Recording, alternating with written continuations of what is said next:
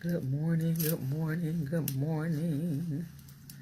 Good morning, good morning, good morning. Welcome to Moneymaker Mornings with Paulette. And it is Tuesday, January the 29th. Wow. This month is coming to an end. So excited to be here before you this morning. This is our third week, I believe, of Moneymaker Morning for 2019. And this short broadcast on weekday mornings are for the professional resale and consignment store owner, and or if you have a business, if you're just an entrepreneur, because a lot of business principles go across the board. But I share information with you for about 10-15 minutes each weekday morning to infuse you, to inspire you, to help you be more successful and profitable in your business. And this month or this quarter, I don't know how long we're going to stay with this, but our theme is keys to running a successful business. So we've been sharing and talking about different things to make our businesses successful. Because remember, and I don't have my wheel before me this morning, but remember we talked about the different components that we have to have and keep in place to keep that wheel turning, to keep that money flowing, and those ideas fresh, and those strategies and tools going to keep our businesses productive. So this morning, we're going to be talking about another tool, another tool, another strategy that will help you to be more successful and more profitable in your business. Now today, and like I told you on yesterday, I was in DC, Maryland, the Maryland area on yesterday. I attended a women's prayer retreat this past weekend, and oh my God, it was so very awesome. And I had some downtime, a chance to, get in some prayer and just look out over the water and think and reflect and do some writing. And it's just awesome. And we have some awesome speakers and what have you. But this morning I want to talk to you about value. This morning I think that's where we're going to be. This week we're going to be talking about value, and we're going to be talking about it from a point of, why we undervalue ourselves, particularly as women, and how it affects our business. And then we're going to talk about how we can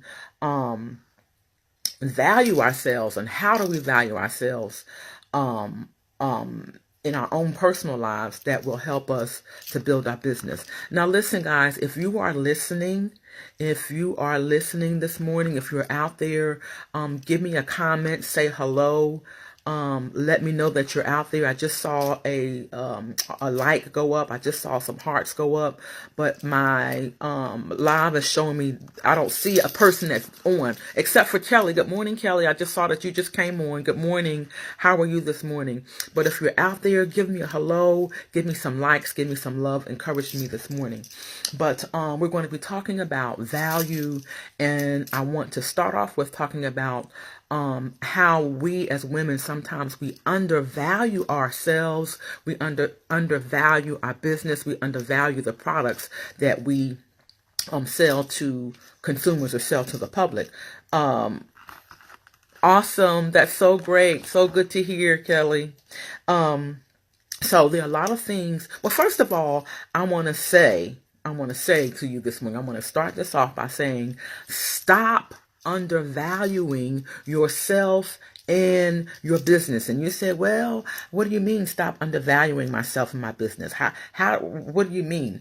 There are things that happen to us, or that can happen to us on a daily basis, that make us feel undervalued, or make our businesses feel undervalued. And sometimes we, a little self-doubt sets in or whatever. Now, these are some things as I was sitting in my quiet time, and from my own experience, that makes us feel undervalued. And so when we feel undervalued, then it affects our business, it affects our lives, and it affects our business. So here are just a few things, and you may have some different things, but here are just a few things that make us feel undervalued. One is not getting the response or sales that we need in business to make our businesses run. Okay. Another one is negative comments from consumers or family members that really don't know or understand our business. Another thing that can make us feel undervalued is the mistakes we've made in the past and may have caused us to pay additional monies or lose clients, because we are human and we do err.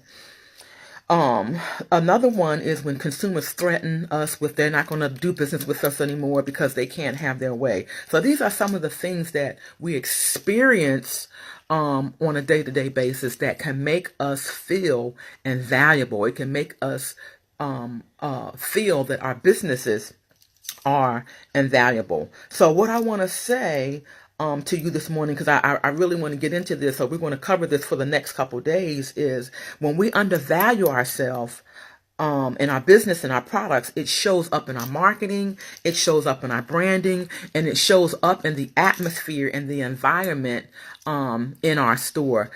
Good morning, Celia. How are you? From 3Ks, Kankakee, I think it is. Kankakee? I'm probably not pronouncing it right, but I know who you are. Good morning. But anyway, we're talking about how we undervalue ourselves and our product and our services and our giftings. Good morning, Heather. So I kicked off with stop undervaluing yourself and your business. And I'm talking about things that we experience on a daily basis that make us feel undervalued, and it makes us feel that our products or our services are undervalued. And sometimes what happens in that is that we'll undersell, we'll start giving stuff away for free, all based on because of the feedback that we're getting or things that are happening around us that make us feel undervalued. So we got to stop buying into that. You are valuable. You are valuable. When you value yourself and your business more, the world around you will do the same. So it's like the law of sowing and reaping. When you're valuable, I'm valuable, and sometimes when we get these negative things that come in our atmosphere or come into our stores or come around us, sometimes it can be constructive criticism. And in other words, what I'm saying is sometimes people may say things that yes, we may need to pay attention to so that we can go back and critique it or make it better. But we certainly don't want to lose our value or allow those comments to make us feel unworthy or unvaluable, because you are valuable. Listen, every one of us, every one of you has a unique ability. You have something unique and different that the other person does not have. And we talked about this a couple weeks ago about weaving our creativity, weaving our gifts and our talents into our own businesses. Even our fingerprints, each one of us, we have different fingerprints, so we can weave in our giftings and our talents into the businesses that God has given us. And they're valuable. They're valuable because what you have to offer, even though you may have a competitor down the street or around the corner or someone else that does the same thing that you do, they can't do it like you. Okay. So, and a lot of times we lose focus concentrating or looking at our competitor or someone else that does the same thing that we do, and we feel like, you start feeling unworthy or that you're not valuable because, I want to say again, you are valuable. Your giftings, your talents, those visions, those things that God has given you, causes you to be valuable. And we're going to get a little deeper in that on tomorrow. But what I want to tell you today is stop undervaluing yourself. Stop undervaluing your business. Now, last week or the week before, we talked about developing a avatar. a business avatar. And what that is it's a person that you develop on paper. It's a fake character that you develop on person or on paper. But what you're doing is you're writing about or discovering your ideal client.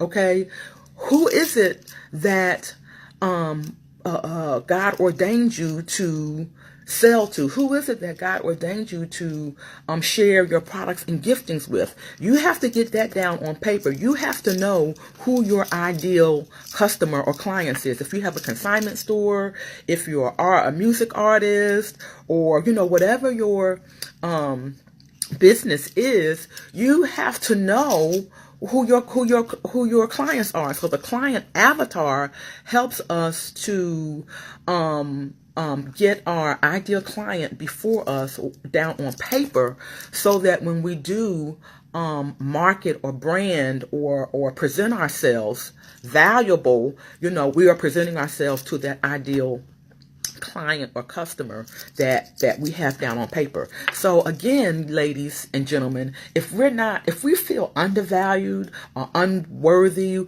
or feel like our products and services are not valuable, then again, that's going to show up in our products. It's going to show up in our marketing. It's going to show up in our branding. It's going to show up in the atmosphere. If you have a brick and mortar store, or a service where people have to come into your environment on a daily basis. So that's what we're going to be talking about for the rest of the week. I kicked it off today with stop undervaluing yourself and your business. Now tomorrow we're going to get into why you're valuable, and this is going to be like a little homework assignment. And maybe you can even start tonight. Sit down and think about why am I valuable? What are some of my characteristics? Why? Because you have to see yourself as valuable. If you don't see yourself as valuable, how is somebody else going to see you as valuable? How is somebody else going to see your products and your services, or your consignment business as valuable? So this is something that you, in your quiet time, maybe between today and tomorrow morning, and I hope that you're spending some quiet time with yourself on a daily basis, write down. And I've got some stuff down, but I don't want to talk about it today. I want to save it for tomorrow. Why you're valuable, we're going to talk about. And then we're going to talk about why your business is valuable, and how we're going to put that together, and how that's going to help us to market ourselves, how that's going to help us to put ourselves out there. And this is so awesome. God is so awesome. This is going to follow up to I'm saying a segment. I don't know if it's going to be a segment or not, but on next Monday, we have a guest speaker that's going to be on with us for Moneymaker Mornings, and she's going to talk to us about branding. She's going to talk to us about branding our business.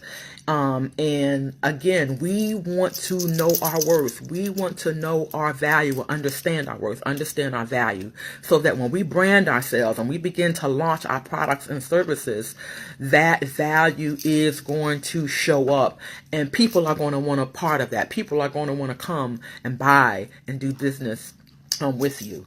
So I don't know if anybody has any questions today concerning, or any comments today concerning valuing or undervaluing yourself. But that's where we're going to be at this week. Learning and practicing how to value ourselves and value our products and our services that we have, that someone else needs, and that someone else will pay for. Okay. Thank you, ladies, so much, and gentlemen, so much for joining me this morning. I'm on 2 channels, so you'll see me looking back and forth. I'm on my resale private group page, and I'm also on my Paulette Baker Consulting, Paulette Baker page. And Kelly said, great topic. Thank you so very much, Kelly. Thank you so very much, Heather. Yes, because from my experience, listen, I have walked this, I understand this. And some of us have been in business for a long time. And even as we go to different heights and different levels in our business, because as time passes, things change in our business.